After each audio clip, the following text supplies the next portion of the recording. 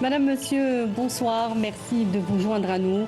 Le sommet tripartite Alger-Tunis-Tripoli prévu bientôt en Libye. L'annonce a été faite par le président de la République lui-même après avoir reçu cette semaine le président du Conseil présidentiel libyen, Younes El Menfi. Abdelmadjid Tebboune a également reçu hier le ministre tunisien des Affaires étrangères. Le signe donc du caractère imminent et surtout désormais régulier de ce cadre de concertation et une offre politique régionale nouvelle qui pourrait s'imposer comme un interlocuteur fort et crédible auprès des partenaires extérieurs. Un bloc maghrébin qui a déjà pavé le chemin lors du premier sommet des trois dirigeants pour des projets économiques structurants, ouvrant la voie vers une intégration régionale, mais aussi une plateforme de concertation et de coordination des efforts et des moyens pour les défis transnationaux qui menacent encore la stabilité d'une région traversée par de nombreux fléaux tels que le terrorisme, la prolifération des armes ainsi que la contrebande et le trafic, sans oublier bien sûr l'immigration clandestine et les défis climatiques. La concertation politique sur les dossiers internationaux s'impose également, et tout autant d'ailleurs, à cette alliance nord-africaine inclusive appelée à grandir et à compter dans l'équation géopolitique mondiale. Pour en parler, nos invités sur le plateau, Sami Kaïdi, journaliste au quotidien Al-Moudjahid. Bonsoir, merci d'accepter encore une fois notre invitation. Merci pour votre invitation.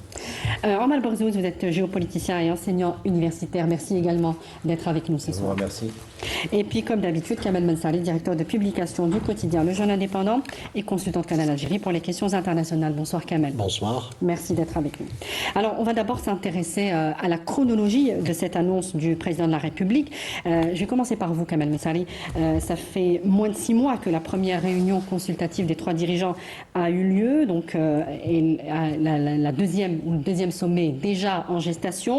Est-ce que cela peut vouloir dire que les défis politiques, sécuritaires et même économiques de la région sont urgents et il faut se concerter une nouvelle fois, ou est-ce qu'il y a une autre interprétation à donner?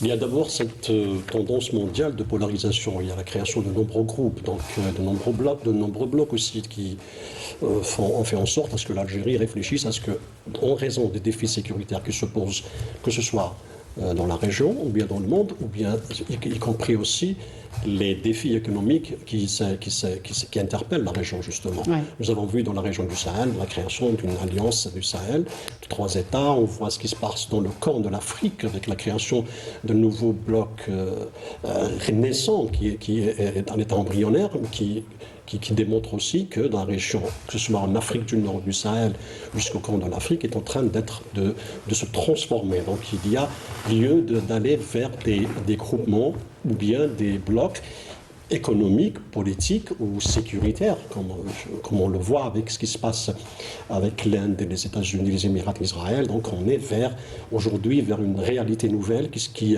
interpelle les chefs d'État partout dans le monde, notamment aussi en Algérie. Donc demain s'ouvrira le sommet des BRICS, donc on voit que les regroupements sont d'actualité et s'imposent. Donc c'est des choix. Maintenant pour l'Algérie ou bien pour la région. Pour l'Afrique aussi. Non, commençons par ce que vous avez dit dans votre traduction, l'Afrique du Nord. Donc il y a une réalité sécuritaire. Elle est dictée par ce qui se produit au Sahel. Oui. Donc on a une menace sécuritaire et d'instabilité aux frontières de l'Algérie. Nous avons un autre pays qui est la Libye, qui a besoin aujourd'hui plus que jamais, de revenir dans le giron international à travers ce qui a été réclamé par l'Algérie, c'est-à-dire les élections. Donc au-delà des intérêts communs qui sont économiques ou sécuritaires, il y a surtout l'aspect politique qui prévaut et qui demande à ce que le bloc naissant, qui est pour le moment juste un rassemblement consultatif, un cadre de consultation, mais qui va au-delà de cette consultation, aller vers des projets concrets, vers des accords concrets, notamment on le verra, nous l'avons déjà vu après 6 mois, donc en avril dernier il y avait cette amorce qui a commencé, c'était donner un petit peu les têtes de chapitre de ce qui est attendu dans tous les domaines. Et aujourd'hui, avec le sommet qui est attendu à Tripoli bientôt, donc après le 1er novembre, parce que si on parle après le 1er novembre, parce qu'il y a cet événement qui va être au calendrier de l'agenda présidentiel de l'Algérie, donc après le 1er novembre, El Menfi devrait justement inviter les 2 autres chefs d'État, probablement d'autres observateurs, pour aller au-delà de cet abcès de consultation et créer le cadre qu'il soit, ça va être économique d'abord et non pas politique, et justement pour décider de ce qui va se faire que ce soit au niveau du sommet ou au niveau des commissions. Omar Barzouz, sur cette même question, en quoi pourrait consister justement cette réunion consultative, la deuxième, en moins de 6 mois? Est-ce que c'est l'accélération des projets qui ont été identifiés lors du premier sommet ou est-ce qu'on passe à une phase différente? Bon, je pense que cette deuxième réunion va essayer de préciser davantage les objectifs de ce cadre de concertation et donc de préciser peut-être une feuille de route pour l'avenir. Qu'est-ce qu'on veut construire? Est-ce qu'on veut simplement construire une zone de libre-échange, un marché commun ou juste un cadre de concertation politique? Quel est le degré d'institutionnalisation qu'on veut donner justement à ce cadre? Et donc, pour revenir un peu à ce que disait mon collègue, il y a un contexte aussi, un double contexte géopolitique. D'abord, le gel de l'UMA, l'Union du Maghreb arabe, depuis donc 1994. Et la nécessité donc de construire le Maghreb à laquelle croit toujours l'Algérie. Dans un autre domaine, il y a aussi le problème, cette question d'alliance et de groupements régionaux qui se créent un peu partout dans le monde. Donc je pense que l'avenir de cet ordre mondial sera beaucoup plus marqué par ces groupements régionaux, n'est-ce pas? Bien sûr, il y a les coopérations bilatérales, mais pas que, parce que dans un monde très complexe, il faudrait aussi arriver à créer une sorte de synergie entre les pays voisins. Comme on dit, il faut faire d'abord la politique de sa géographie pour reprendre un concept de sa géopolitique. Donc il faut commencer par son voisinage immédiat. Et comme donc je disais, l'UMA est en panne depuis 1994. Il faudra y remédier en trouvant un cadre de concertation. Et ce cadre-là n'entre pas en contradiction avec le projet maghrébin, bien au contraire. Ça pourrait être un socle autour lequel on pourrait aller vers la logique. Quelque chose de plus grand. Oui, de plus Donc grand. commencer petit, à petits pas, et puis grandir petit à petit, avec des ambitions plus grandes peut-être, avec à terme la construction d'un ensemble maghrébin qui surpassera justement les problèmes en suspens. Alors, justement, vous parlez de la logique ou de l'ère des blocs régionaux. Est-ce que finalement il n'est pas tellement question pour nous que de créer cet espace de concertation, mais de réussir finalement à le faire grandir et à le faire prospérer à travers l'institutionnalisation? Vous le disiez, le degré d'institutionnalisation va nous dire le degré de réussite, j'ai envie de dire, de ce cadre. Oui, de toute façon, maintenant, l'idée est lancée. L'idée est lancée de construire cet espace maghrébin. Il semble qu'il y ait une volonté des acteurs, des trois acteurs, des trois pays. Notamment 6 mois après le premier, donc c'est déjà... pour aller de l'avant. Et on note déjà une certaine stabilité dans la chronologie. Et puis, c'est vrai, c'est encore tôt de se prononcer pour dire que si ça sera donc pérenne ou non. Mais d'après la volonté affichée par les acteurs, surtout par l'Algérie, donc on peut penser qu'il sera question d'un bloc régional à l'avenir pérenne. Donc le degré d'institutionnalisation, tout dépend... Les conditions sont réunies selon vous pour que ce bloc régional puisse grandir. On va parler aussi Kamel Mensari a parlé peut-être de membres observateurs qui seraient invités éventuellement au prochain sommet et qui pourraient in fine adhérer à cette alliance. Ce sont ces trois pays qui sont entendus d'accord pour créer cet espace. Maintenant, il y a d'autres pays qui pourraient adhérer. On pense peut-être à la Mauritanie. Oui, en premier. J'aimerais bien qu'on développe cette question. Alors, la Mauritanie, je pense qu'elle est à cheval sur deux voisins de taille. Il s'agit donc de l'Algérie et du Maroc. Donc, je pense que la Mauritanie est en train d'observer, d'attendre pour voir quelle forme va prendre cette initiative pour pouvoir s'engager. Parce que je pense qu'elle joue également un jeu d'équilibre, n'est-ce pas, entre les deux voisins. Mais l'agenda géopolitique, Monsieur Barzouz, que propose l'Algérie est différent. On est d'accord. On peut penser, dans la région, je parle, évidemment. On peut penser qu'il y a des atouts pour l'Algérie. Donc c'est à la diplomatie algérienne de convaincre le voisin mauritanien pour jouer cette initiative. Donc il y a des gains à avoir de cette initiative. Et puis la Mauritanie est un pays souverain qu'il est, donc doit peser le pour et le contre. Et je pense qu'il y a beaucoup de choses à gagner dans cette initiative. Déjà, on a démarré sur le plan bilatéral entre l'Algérie et la Mauritanie avec des projets grandioses, avec la route Zouirat-Tindouf, avec donc l'ouverture du poste frontière terrestre. Justement, ce sont les enjeux, quand même, vous vouliez réagir. Oui, Je vais donner la parole à Sami juste rapidement. Justement, les enjeux géopolitiques de la région. Par rapport à la Mauritanie, d'abord, ce que craignaient les Mauritaniens, c'était qu'ils se transforment en rassemblement politique. Or, la diplomatie algérienne, y compris tunisienne, rassure sur le fait qu'il s'agit d'abord d'un cadre économique. Pour le moment, pourquoi? Parce que c'est vrai que la dimension, que les Mauritaniens ne peuvent pas occulter la dimension marocaine, parce que la plupart des échanges commerciaux, notamment agricoles, de la Mauritanie proviennent du Maroc. Donc, l'aspect économique est pour le moment le seul préalable, ou bien la seule condition, la seule avantage qui est préconisé. Donc il n'y a pas la crainte d'un rassemblement politique qui se substitue à l'UMA, c'est pas le cas. Donc l'Algérie avait déjà annoncé qu'il ne se substituera pas à l'UMA. Donc c'est pour rappeler une chose, que les Mauritaniens, certes, sont engagés, c'est par la voix du président mauritanien, qu'elle s'engage dans une coopération avec cette alliance ou ce bloc sur le plan économique, et qu'elle veut aller loin. Elle hésite simplement sur la formule politique. Très bien. Sami Kaidi, vous voulez réagir sur cette question précise? Oui, effectivement, je suis persuadé que la Mauritanie serait intéressée pour rejoindre cette alliance maghrébine, ce nouveau bloc, d'autant plus qu'il y a un rapprochement, comment dirais-je, entre la vision... Un renforcement des relations. Pardon, effectivement, un renforcement du partenariat tant mauritanien, mais tunisien aussi, entre la Tunisie et la Mauritanie, et l'Algérie et la Mauritanie. On a pu voir un ensemble d'échanges aussi. Et pour revenir aussi à ce bloc maghrébin, j'ai envie de dire que finalement, pour parler trivialement, ce qui prévaut, c'est cette fameuse idée que seul on est fort, mais ensemble on va loin. Et c'est finalement cette idée-là qui est au cœur de cette nouvelle dynamique pour une intégration régionale, une intégration harmonieuse et une intégration qui intervient depuis la fameuse rencontre d'avril 2024, donc vous l'avez bien précisé, moins de 6 mois, où les 3 chefs d'État, donc de l'Algérie, de la Tunisie et de la Libye, se sont rencontrés au palais présidentiel de Carthage en Tunisie et ont scellé cette nouvelle alliance régionale qui est très ambitieuse.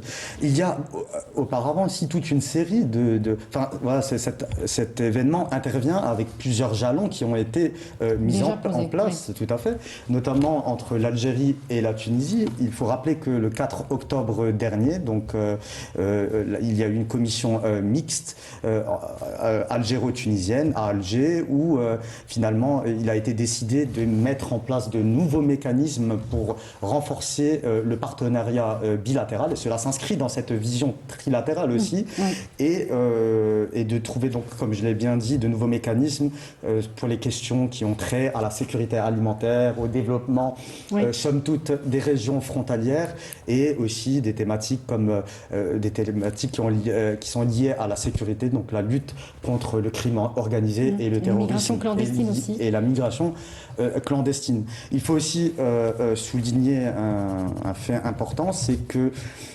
cette nouvelle alliance trilatérale entre donc l'Algérie, la Libye et la Tunisie est un soutien franc des deux pays, donc de l'Algérie et de la Tunisie, pour la stabilité en Libye. Et il faut rappeler les efforts qui sont constants de notre pays pour finalement pour le retour de la paix et la stabilité dans ce pays, au bénéfice du peuple libyen frère, peuple avec lequel nous partageons des liens historiques et des liens de sang. Alors, quel pourrait être, Kamal Moussari, l'agenda de ce prochain sommet? En 6 mois, il s'est passé aussi beaucoup de choses. C'est vrai que c'est une période relativement courte, mais il s'est passé beaucoup de choses sur le plan géopolitique, économique aussi. Quelles pourraient être les urgences, j'ai envie de dire, ou les priorités? Le préalable le plus important, c'est la stabilité en Libye. Donc, vous dites qu'il y a eu beaucoup de choses, mais en Libye, il y a peu de choses, il y a peu d'avancées. Donc, la question importante qui a été soulignée par l'Algérie et la Tunisie, notamment lors de la visite du chef de la diplomatie tunisienne en Algérie, M. Mohamed Ali Naft, et sa rencontre avec Attaf, la question de la stabilité en Libye, la reconstruction des institutions ou l'unification des institutions est un préalable. On ne peut pas composer dans cet objectif, dans cette ambition, avec la moitié d'un pays ou bien l'autre partie déjà, alors qu'il y a des contingences, des implications étrangères dans cette région. Donc d'abord le préalable, c'est plutôt la Libye. Donc, si on règle la question libyenne, ce front ou ce bloc va se construire. C'est-à-dire, au moins, on commence par un trio qui est complet. Donc, pour le moment, la crise libyenne pose un problème. Donc, c'est vrai qu'il y a... C'est quand même un cadre de concertation politique. Oui, mais la question libyenne n'est pas une question algéro-tunisienne ni algéro-libyenne. Elle est sous la coupe des Nations Unies. Donc, il y a beaucoup d'acteurs. Donc, l'Algérie participe, non seulement l'Algérie, il y a les pays du voisinage. N'oublions pas qu'il y a une commission composée des pays du voisinage pour justement participer à favoriser justement la solution politique. Il y a les Nations Unies, l'envoyé spécial, il y a l'Union européenne, il y a énormément d'acteurs qui sont impliqués dans la crise libyenne. Donc, mais aujourd'hui, le plus important, c'est les élections. Pourquoi? C'est vrai qu'au plan interne, la question de la loi électorale pose problème, l'unification ou bien de l'armée justement, qui reste un des grands problèmes depuis l'accord du groupe, la rencontre des 5+5, qui s'est déroulée en avril dernier, préalable à cette rencontre, n'a pas encore abouti à la question cruciale qui est la réunification des forces de sécurité. Parce qu'on ne peut pas organiser des élections dans un pays sans qu'il y ait une sécurité unifiée. Donc c'est un petit peu ça le problème. L'Algérie en parle souvent et justement, l'une des questions cruciales qui a été rappelée de la dernière, ce qu'avait dit le président, c'est juste un rappel. C'est-à-dire que la condition sine qua non pour qu'on puisse aller vers la construction de ce bloc, c'est justement la Libye. On ne peut pas inviter d'autres pays alors que le problème crucial de la Libye n'est pas résolu. C'est vrai que d'autres pays... Mais le socle est là déjà. Le socle de il y a la volonté politique d'abord, il y a la volonté économique, mais on ne peut pas faire un bloc avec 2 pays et demi. Donc c'est vrai que la question de la Libye pose un grand problème. Et justement, le travail de l'Algérie et la Tunisie va dans ce sens, c'est-à-dire pousser pour qu'il y ait une solution qui passe par les urnes, comme l'avait signalé le président de la République. Alors justement, l'annonce, M. Borzos, l'annonce de ces élections présidentielles par El Menfi, donc le président du Conseil libyen, intervient, elle peut surprendre un petit peu vu les conditions encore sécuritaires et politiques qui semblent ne pas être encore réunies. Comment vous semble justement, est-ce que ça vous semble possible justement que ces élections se fassent dans des conditions normales, selon vous? Oui, alors, c'est vrai que la situation sur le terrain elle est très très complexe, toujours complexe. Mais je pense que El Menfi, quand il a adhéré justement à ce cadre de concertation, c'est qu'il attend aussi quelque chose des 2 autres pays, de l'Algérie et de la Tunisie. Et il a dit principalement de l'Algérie, qui joue un rôle, comme il le dit lui-même, qui joue un rôle très important dans justement pour accélérer le processus politique en Libye. Voilà, et justement l'Algérie, elle soutient ce chemin-là d'organiser les élections dans les meilleures conditions possibles. Et bien sûr, c'est le seul moyen. Maintenant, la plupart des Libyens, des factions libyennes sont conscientes que c'est le seul moyen légitime pour dépasser la crise.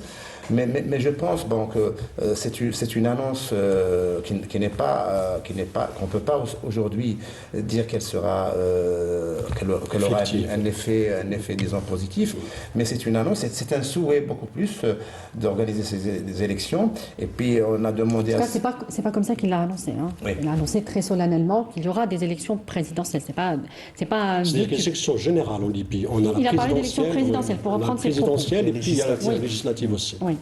Et donc, pour vous, c'est quelque chose qui est faisable déjà, malgré les conditions. Est-ce que peut-être qu'il ne faut pas inverser le processus, commencer par des élections et puis stabiliser au fur et à mesure? Il faut rappeler, pardonnez-moi, M. Borzos, que la crise libyenne, elle dure depuis 2011, 2010-2011. Oui. Donc, c'est vrai que les avancées sont très lentes. En fait, la problématique, c'est les ingérences étrangères. Évidemment, on allait y venir. Et qui parasitent en réalité tout règlement. Qui paralysent même. Et qui paralysent et qui empêchent tout règlement de la crise. Et il faut rappeler quand même qu'il y a 20 000 mercenaires en 2021. C'est les derniers chiffres connus et qui font état de 20 000 mercenaires. Sans parler des ingérences multiples, parce qu'il y a des grandes puissances qui ont intérêt à ce que la situation ne se stabilise pas en Libye. Et ce qui est quand même très important à rappeler, c'est que l'Algérie, qui est le plus grand pays voisin de la Libye est un des seuls pays qui appelle finalement à un règlement pacifique sans ingérence étrangère. Oui. Et en août dernier, l'Union des tribus libyennes avait d'ailleurs salué la position positive et proactive de l'Algérie en ce qui concerne le règlement de cette crise.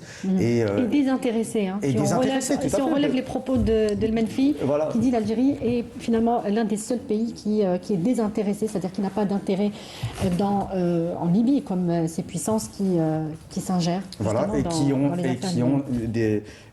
en réalité des appétits voraces oui. et une vision malveillante, tout à fait. Amal Bassoul, vous n'avez pas continué, vous n'avez pas oui, je disais terminé votre... Il y a des obstacles sur le terrain, bien sûr. Ces élections ont été un vœu, ça fait des années qu'elles sont reportées, régulièrement reportées, pour les mêmes causes. Donc maintenant, qu'est-ce qui est arrivé de nouveau pour pouvoir parler donc de conditions plus favorables? Peut-être le climat politique est un peu moins agité, mais disons que dans le fond, ces ingérences, comme on vient de le souligner, c'est le fond du problème. C'est le fond du problème, c'est elle qui bloque justement tout processus de retour à la normale. Et je pense que maintenant, il faudrait travailler dans ce sens, donc que la diplomatie s'intéresse beaucoup plus à justement faire prendre conscience des acteurs extérieurs que le problème libyen doit être d'abord résolu au profit de tous, y compris de ces acteurs étrangers. Oui. Parce que cette situation, même si elle est favorable à certains, mais finalement, au final, elle déstabilise toute la région. Donc, et puis ça cause des problèmes donc, de paix et de sécurité à toute la région. Et par voie de conséquence, elle interfère sur les intérêts que pourraient engranger ces grandes puissances. Parce qu'il a parlé d'appétit vorace. Effectivement, ce qui compte beaucoup plus pour les acteurs étrangers, c'est les affaires qu'ils pourront faire en Libye, c'est les projets qu'ils pourront donc engranger avec la Libye, que ce soit donc avec le gouvernement de Tripoli ou le gouvernement de l'Est, parce qu'ils jouent sur cette division. Oui. Pour faire durer donc le chaos, enfin l'instabilité en tout cas. Kamel Mensari, justement, l'émissaire de l'ONU en Libye, s'était trompé. Abdoulaye Batili, chef de la MANUL, avait estimé en août dernier, il n'y a pas longtemps, qu'une récente entente entre les camps rivaux sur le cadre juridique de futures élections comportait des articles controversés susceptibles de provoquer une nouvelle crise dans le pays, faute d'un accord politique entre les protagonistes. Ça met davantage la pression sur les dirigeants des deux camps. Et pourtant, il y a quand même cette annonce des élections. D'abord, il y a eu des accords sur les lois électorales. Il y en a deux. Oui. Donc, il y a eu 2 lois électorales en Libye, une pour les élections législatives et l'autre pour la présidentielle. Donc, le problème qui s'est posé pour ceux qui sont déjà en fonction, parce que ce qui a été proposé par le Parlement, lorsqu'il y a eu l'élaboration de la loi, c'est que les militaires n'ont pas le droit de participer aux élections. Mais en même temps, s'ils perdent les élections, ils peuvent revenir à leur poste. Et c'est pour ça que d'abord, il y a eu l'exclusion de général Haftar, maréchal Haftar, qui devait participer.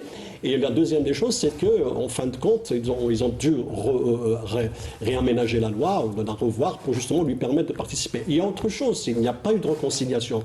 L'Algérie avait appelé à une réconciliation entre Libyens qui permet demain d'élaborer une loi électorale qui n'exclut personne, notamment ceux de l'ancien régime.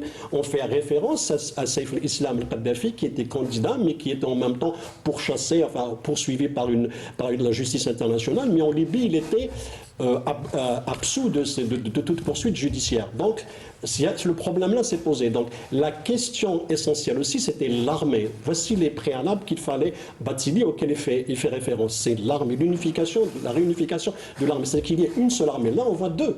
Il y en a une à Tripoli, l'autre à Benghazi. Donc, il y a l'armée nationale libyenne et l'armée de Tripoli, c'est-à-dire celle de l'armée nationale, mais qui obéit, qui est sous le commandement du conseil du gouvernement de Dbeïba. Donc il y a un problème, donc cette unification n'a pas encore eu lieu.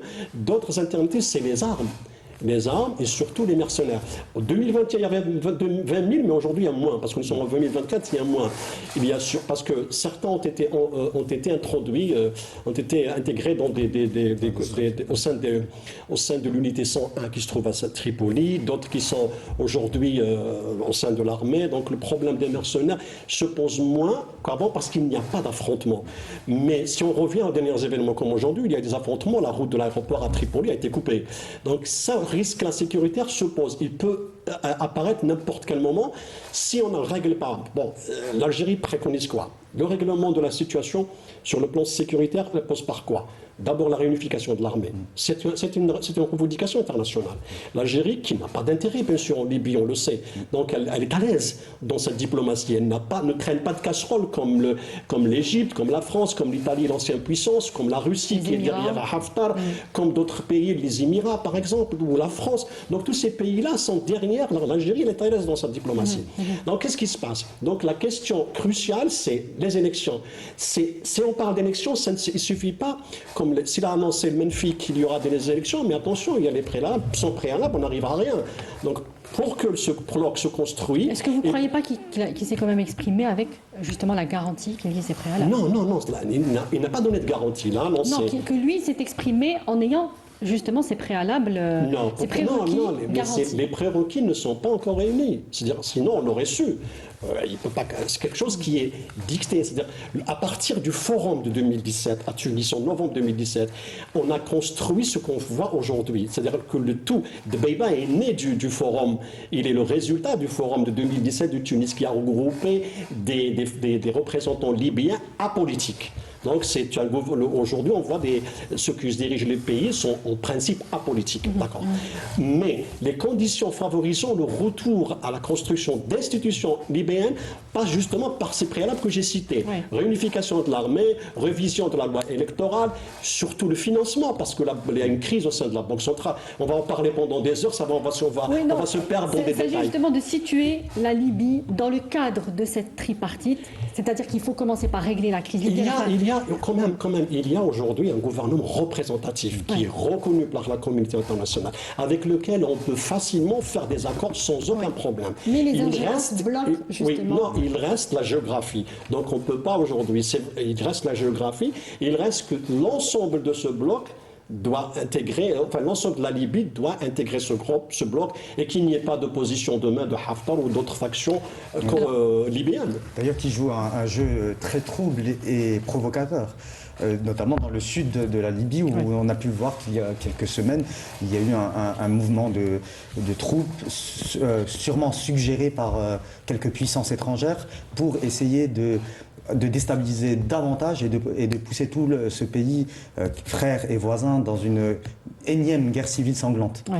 Et justement, Amal Barzouz, comment, dans le cadre de ce sommet donc, tripartite, on peut justement aider la Libye? Il y a l'Algérie, il y a la Tunisie aussi qui peut jouer un rôle aussi dans ce dossier. Oui, je pense qu'il s'agit de deux cadres qui ne sont pas antinomiques, c'est-à-dire le cadre de concertation tripartite et aussi le règlement de la crise libyenne. On peut très bien en même temps donc aller dans les deux sens parallèlement. C'est-à-dire que la Libye est membre maintenant à travers bien sûr le gouvernement donc de Tripoli. Il est membre donc dans ce groupement. Mais en même temps, il y a cette question-là de crise libyenne qui est en train d'être réglée. Disons que les acteurs essaient de la régler malgré tous les aléas. Et je disais tout à l'heure qu'il faudrait que les acteurs de bonne volonté s'impliquent davantage. Comme l'ONU, par exemple la mission d'appui des Nations Unies en Libye doit jouer son rôle. On a parlé aussi d'un gouvernement d'union pour encadrer les élections. On a parlé donc d'hommes apolitiques qui pourraient donc jouer un rôle aussi dans ce processus parce que la politique, parfois, elle bloque, elle bloque le processus. Donc, quand il y a des hommes apolitiques qui peuvent intervenir, disons des sages, ça pourrait résoudre aussi la crise. Et donc, la Tunisie, comme l'Algérie, ont un rôle à jouer en tant que pays voisin. On a à peu près 1000 km de frontières avec la Libye, avec la Tunisie. Et bon, la Tunisie avec la Libye, je pense que dans les 480 km. Et donc, tout ça nous oblige donc à coopérer en attendant peut-être une intégration à l'avenir. Et justement, la crise libyenne va peser, tant qu'elle n'est pas résolue, sur ce sous-ensemble ou ce mécanisme de concertation. Et c'est pour cela que la priorité, il l'a dit. La priorité, donc, c'est la résolution de Voilà, bien sûr. ce dossier. On ne peut pas parler de crise, hein, c'est priorité des priorités, mais il y a d'autres priorités. Il y a la question de sécuritaire. Justement, c'est la question que je voulais poser à Omar Barzouz. Le front, enfin ce sommet ou cette tripartite doit aussi constituer un front régional pour la sécurité transnationale, puisque les pays de la région font face finalement au même fléau sécuritaire, la prolifération, la violence intercommunautaire déjà, la prolifération des armes, l'immigration clandestine, sont en plus de tout cela des phénomènes interconnectés. Alors comment, dans le cadre de cette tripartite, on peut constituer un front sur la base d'une Libye encore fragile, pas tout à fait rétablie de sa crise politique et la Libye et institutionnelle. Est certes fragile, mais elle peut contribuer justement. Alors justement, comment ? Justement, ce cadre de concertation, il est trilatéral et c'est un espace assez vaste, n'est-ce pas, sur le plan superficie, mais aussi entre l'Algérie et la Libye déjà. Voilà. Et on peut parler d'un complexe de sécurité régionale, c'est-à-dire que ce soit au niveau du Sahel, du Maghreb ou de toute la région, on peut parler d'un complexe et d'un sous-complexe. Disons qu'il y a un sous-complexe de sécurité régionale pour ce qui concerne l'Algérie, la Tunisie, la Libye, mais c'est-à-dire qu'il est ouvert sur les vents qui peuvent souffler du Sahel, du Mali et du reste du Sahel. Donc à partir de cette situation donc, très complexe et interconnectée, comme vous dites, les menaces sécuritaires de tout ordre, donc le terrorisme, la criminalité organisée, le trafic de drogue aussi. Trafic de drogue, la traite d'humains, etc. Tous ces fléaux-là, les États en sont conscients. Et donc c'est seulement la coopération régionale qui pourrait donc endiguer ces fléaux par l'échange de renseignements, par la coopération donc, sécuritaire au niveau des frontières, etc., etc. Donc par l'échange aussi des informations sur tout ce qui intéresse donc le volet sécuritaire au niveau des organes de sécurité des trois pays. Et il y a déjà une coopération dans ce domaine. Il y a un accord déjà de sécurité entre l'Algérie et la Tunisie qui date de 2017, qui est déjà mis en œuvre. Il faudrait peut-être aussi mieux impliquer la Libye en tant que contributeur au niveau dans ce sens-là, parce qu'il y a beaucoup aussi de bandes criminelles qui transitent par la Libye, profitant donc de l'instabilité de ce pays et qui viennent peut-être même des pays du Sahel, du Mali, etc. Et qui vont jusqu'à vers la rive nord de la Méditerranée, en passant donc par l'Algérie, par la Tunisie, et menacent donc la stabilité de ces pays. Donc le volet sécuritaire est prioritaire aussi, bien sûr, tout en parlant aussi des autres volets économiques, parce qu'il s'agit on va y arriver justement sur... parce que finalement, c'est aussi une des priorités de ce bloc régional en devenir. C'est pas encore un bloc régional, on est d'accord, Kamel Mzari? Non. C'est pas encore un bloc. Non. Oui. Mais c'est un... En devenir. Moi, je ne pourrais pas parler de bloc parce que le bloc suppose qu'il y a une certaine... une intégration économique. C'est une alliance en construction. Oui. Non, c'est-à-dire qu'il est déjà institutionnalisé, ce n'est pas le cas. Si on le compare aux BRICS ou à d'autres... non, ce n'est pas le cas, mais toujours est-il que on est dans la consultation. On explore déjà, on est d'accord sur le plan politique de ce que nous voulons faire. C'est vrai doit y avoir une feuille de route, mais cette feuille de route va être amorcée et clarifiée lors du prochain sommet. Donc, pratiquement, chaque fois qu'un sommet se déroule, on va avancer. Ouais. Si on maintient cette volonté, c'est-à-dire si on maintient cette ambition de créer ce bloc, ou bien de le développer, de l'étendre à d'autres participants, à d'autres pays. D'accord, on avait parlé de la Mauritanie. Maintenant, sur le plan sécuritaire, donc, l'équation de la sécurité et de l'immigration est très importante pour cette alliance. Pourquoi? L'interlocuteur européen, c'est-à-dire l'Union européenne ou le G7, rappelle à chaque fois qu'il y a cette condition, à chaque fois ils mettent la question de la sécurité en Méditerranée et en Maghreb, et l'immigration, le terrorisme, toujours sont mis à la table. C'est-à-dire, c'est presque des cartes de pression.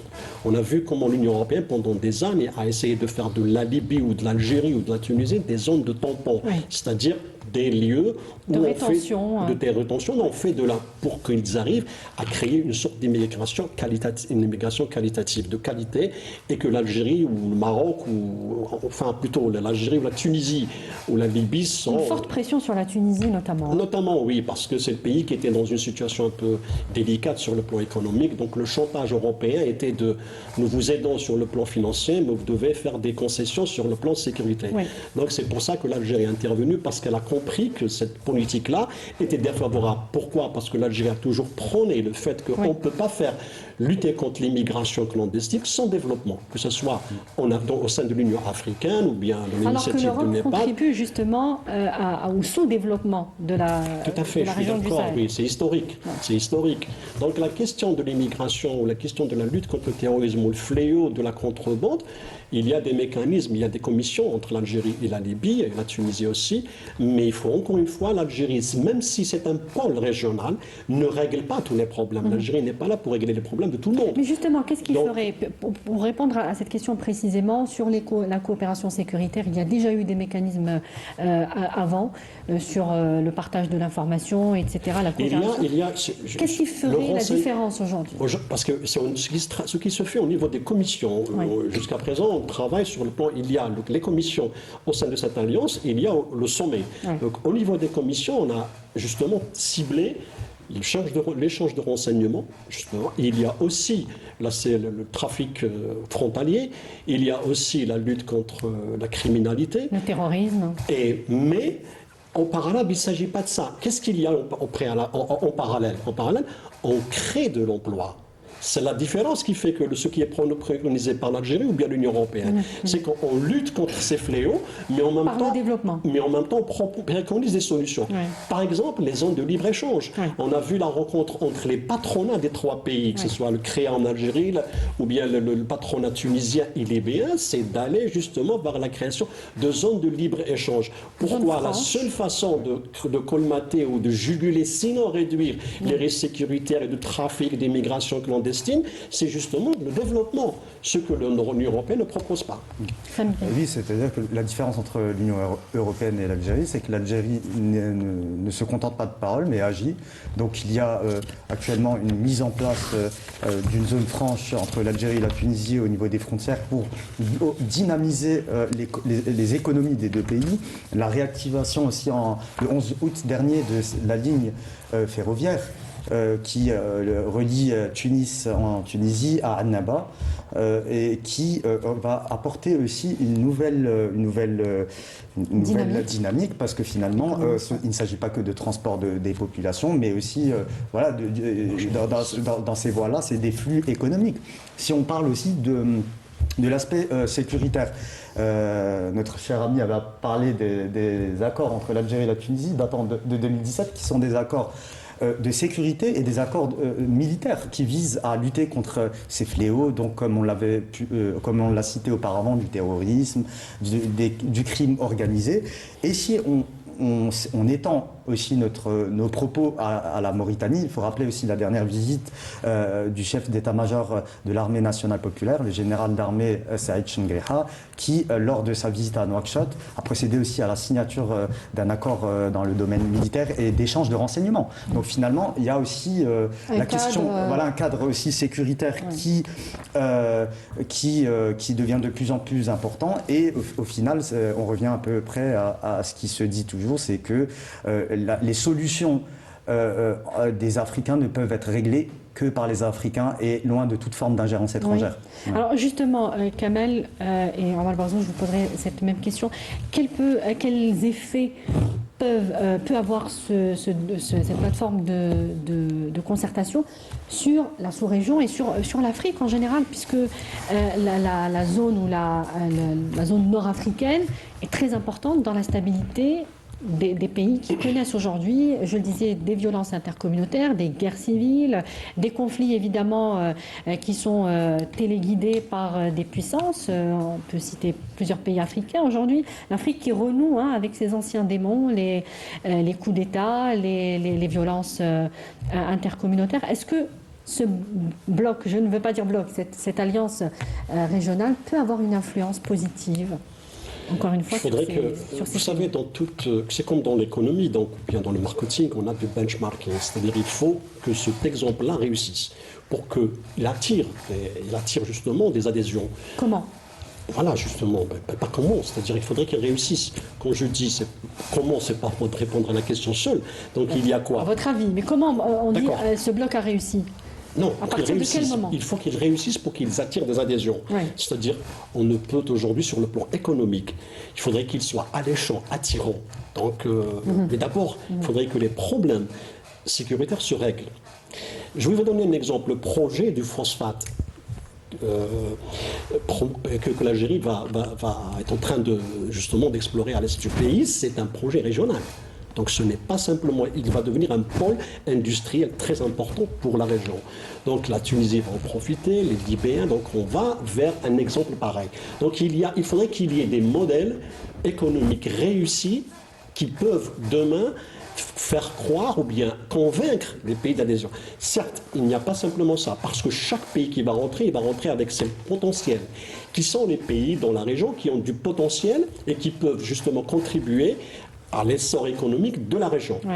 Donc il faudrait que les pays qui sont dans la région comme le Mali ou le Niger, ils sont déjà dans une alliance, l'alliance du Sahel, ils sont vraiment dans une situation économique défavorable, donc pour ne pas dire fragile.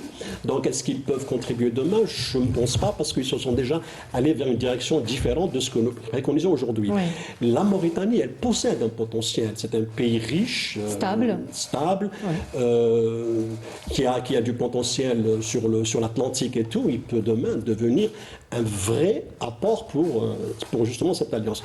Probablement, je ne sais pas, peut-être l'Égypte pourra demain frapper à la porte de cette alliance. Mais il faudrait qu'il y ait une réussite, un exemple. C'est-à-dire, comme j'ai dit, donc, si on ne convainc pas par des projets économiques structurants, attirants, et surtout qui peuvent apporter une plus-value pour la population de la région et justement pour les économies des pays. Certes, on peut, vous savez, dans chaque bloc, il y a des sous-blocs. Dans chaque alliance, il y a des sous-alliances.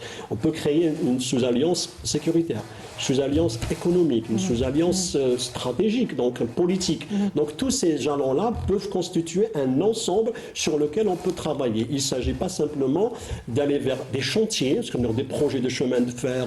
Ça reste vraiment symbolique. Mais il faut aller vers des chantiers énormes qui sont structurants. On peut réussir l'aspect sécuritaire, on peut réussir le chemin de fer, c'est structurant quand même. Non, je dis, le chemin de fer, ce n'est pas simplement, ce n'est pas l'ambition, ce n'est qu'un détail. Un projet parmi d'autres. Donc le phosphate pourrait devenir, les zones de libre-échange sont des choses intéressantes. C'est ça qui pourrait demain convaincre les pays à adhérer. Mais il faudrait créer la plus-value, créer ça, un exemple de réussite, pour qu'on arrive demain à convaincre d'autres adhésions. Vous savez comment cette alliance peut réussir ? Par la complémentarité et par la conjugaison de l'ensemble des efforts. Et il faut dire que l'Algérie, qui est la puissance régionale par excellence, peut servir de locomotive à ce projet ambitieux au profit des intérêts suprêmes des peuples de la région. Moi, je pense dans le même sens. Elle peut pas, c'est pas qu'elle peut, elle l'est déjà. Bien sûr. Elle est déjà. C'est pas qu'elle peut, elle est déjà justement la locomotive. Sinon, c'est le seul pays stable de la région. Et c'est la puissance régionale par excellence. Je pense qu'il y a deux niveaux. Donc il y a la coopération et l'intégration. Il faut savoir ce qu'on veut faire. Est-ce qu'on veut simplement coopérer entre des États souverains ou alors aller vers un certain degré d'intégration en commençant par la zone de libre-échange. Donc il faut, à mon avis, définir des objectifs d'abord modestes pour pouvoir réussir et non pas très ambitieux au départ parce que... Il y a le projet des 5 zones franches déjà, c'est quelque chose qui est à la portée... Il faut tenir compte des expériences passées qui ont échoué. Pourquoi elles ont échoué? Peut-être parce que les ambitions étaient trop grandes par rapport donc, aux moyens qui ont été mis en œuvre et par rapport à la volonté de chaque membre. Parce qu'il faudrait que tous s'y mettent. D'un côté, et d'un autre côté, on peut aussi, je pense qu'il faudrait dépasser le cadre strictement maghrébin de cet espace pour laisser le champ ouvert aux autres pays comme le Niger, peut-être qu'il pourrait par la suite... oui, c'est logique, justement. Oui. On peut être dans deux alliances. Tout à fait. Surtout avec le gazoduc Niger-Alger d'Abuja. Oui. Tout à fait. Donc, vous avez parlé de l'Égypte aussi, qui pourrait aussi... c'est un colosse aussi sur le plan de la population, sur le plan économique aussi, mais ça, c'est dans une prochaine étape. Et là, donc, ça reste ouvert aussi donc, aux pays du Sahel. Comme ça, donc, ça dépasse le cadre strictement maghrébin. On ne va pas cantonner cette alliance ou ce mécanisme sur le plan uniquement maghrébin. Il laisse la porte ouverte comme ça pour éventuellement donc, renforcer cette alliance plus tard. Mais pour le moment, il faut d'abord réussir à 3. C'est un grand défi. Oui. C'est un énorme défi. C'est ce que dit un peu Kamal Mensaré, donc donner un exemple de réussite. Au regard de la situation dans la région et puis au regard au fait que le troisième membre, c'est-à-dire la Libye, est dans une situation de crise. Justement, est-ce qu'il n'y a pas cette dimension à l'intérieur de ce cadre de concertation encore, puisque c'est un cadre de consultation et de concertation, il y a cette notion ou ce concept d'intégration ou de coopération solidaire, j'ai envie de dire, puisqu'il s'agit aussi de ça, d'être au chevet de la Libye notamment, puisque c'est le troisième membre qui est fragilisé encore par les tensions politiques et sécuritaires qui le traversent. Dans un sens... Voilà, donc est-ce que ça passe aussi par cette intégration et coopération solidaire qui pourrait inciter les autres pays, Kamal Mensaré, vous le disiez, à venir, qui sont aussi en difficulté et qui pourraient donc compter sur les membres de cette alliance. Oui, dans un sens, la Libye d'El Menfi a adhéré à cet espace pour justement attendre aussi des dividendes en politique aussi. Donc, la Libye attend des deux autres membres aussi une certaine contribution non seulement dans les projets communs, mais aussi dans le dénouement de cette crise. Donc ils peuvent jouer un rôle au niveau diplomatique peut-être, au niveau plus large bien sûr, parce qu'il s'agit donc d'une crise qui est multidimensionnelle, mais aussi qui intéresse plusieurs acteurs. Une crise géopolitique donc, qui intéresse des acteurs au niveau local, au niveau régional, même au niveau international. Et ce qui fait qu'elle est une crise toute particulière, atypique, donc qui mérite une grande attention de tous les acteurs pour qu'elle soit donc résolue au profit donc des peuples de la région et de la stabilité, de la sécurité régionale. Alors, un mot, j'ai envie de poser 2 questions en même temps. Un mot sur la coopération énergétique. On n'en parle pas assez. Et il en a été question. Il a été question d'un projet d'interconnexion, par exemple, électrique entre la Tunisie, la Libye et l'Algérie, de développer la coopération et d'établir des partenariats dans le domaine de l'exploration, notamment de la production et du stockage des ressources pétrolières, ainsi que dans le secteur minier et des énergies renouvelables. Est-ce qu'on pourrait parler, entre guillemets évidemment, d'un hub tripartite régional dans ce domaine et quel serait son apport? Et puis, même si on dit que c'est un cadre plus économique qu'autre chose, il y a aussi la nécessité que ces 3 piliers aujourd'hui de ce sommet, de cette rencontre, constituent aussi une entente politique sur les dossiers régionaux et internationaux. Il faudrait juste préciser une chose, qu'il y a 2 pays qui sont à forte assise énergétique, l'Algérie et la Libye. Donc la Tunisie, elle est dans une autre logique. Oui, évidemment. Mais on parlait de l'intégration du Niger. Notamment. Écoutez, pour la précision, pour le Niger, il faudrait d'abord que les 3 pays reviennent à la forme civile, sinon on va encourager une coup d'État. Donc non, pour le moment, ce n'est pas le cas. Évidemment. Donc ces 3 pays sont dans une situation de transition. Donc une fois la transition dépassée, on pourrait envisager des adhésions, ou bien on pourrait probablement y réfléchir.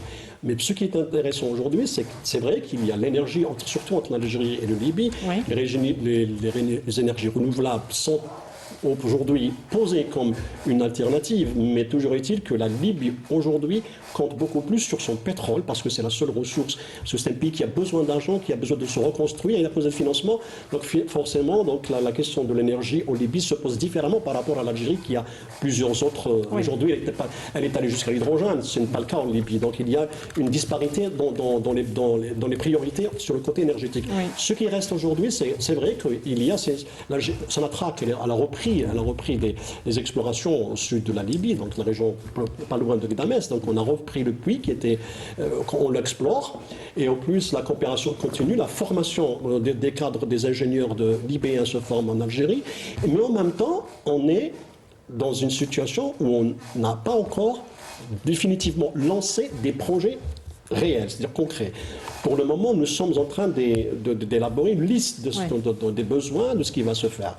Je pense que dans notre prochain sommet, il y aura des accords et plus que ça, que les trois pays signeront probablement une déclaration commune dans laquelle se fixeront les objectifs et la feuille de route pour les années à venir. Toujours est-il que la question de la Libye demeure cruciale et elle reste toujours impréalable. Donc, avant de parler des autres questions, des autres dossiers régionaux, Non, c'est la Libye. je vous ai dit une chose tout à l'heure, c'est qu'on peut faire des alliances, des sous-alliances. Il y a ce qu'on appelle le bloc, il y a des sous-blocs, c'est-à-dire qu'on peut avoir des accords sur le plan sécuritaire, sur le plan économique, mais ça restera toujours des strates dans l'ensemble qui est cette alliance. Sami Kaidi, on termine avec vous sur la question énergétique. Moi, je pense que la question énergétique aura aussi la part belle des prochaines échéances et des prochaines rencontres au plus haut sommet des États respectifs.